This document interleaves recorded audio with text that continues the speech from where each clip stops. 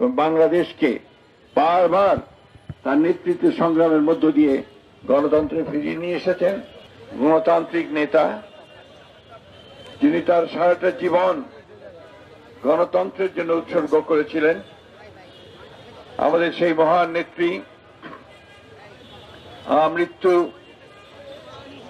বিএনপির চেয়ারপারসন দেশনেত্রী বেগম খালেদা জিয়ার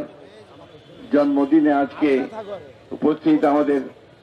জাতীয় স্থায়ী কমিটির সম্মানিত নেতৃবৃন্দ, সিনিয়র নেতৃবৃন্দ,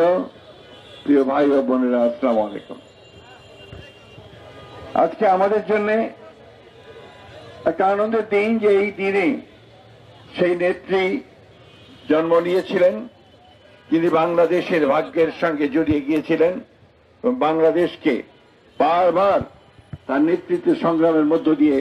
গণতন্ত্রে ফিরিয়ে নিয়ে এসেছেন এবং বাংলাদেশকে সমৃদ্ধ করবার সংগ্রামে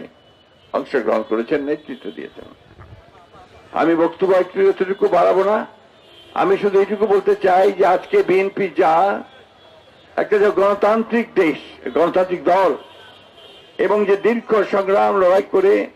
বিএনপি যে একটা সত্যিকারের একটা রাজনৈতিক দলে পরিণত হয়েছে, তার মূল কারিগর কিন্তু এই দেশনেত্রী বেগম খালেদা জিয়া।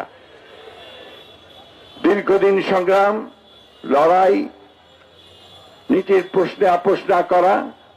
দলকে ধারণ করা এবং নেতা কর্মীদেরকে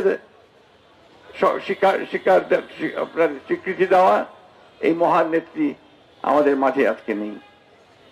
কিন্তু তার কাজ, তার প্রেরণা আমাদেরকে সব সময় অনুপ্রেরণা যোগায়। আমরা আজকের এই দিনে আমরা সবাই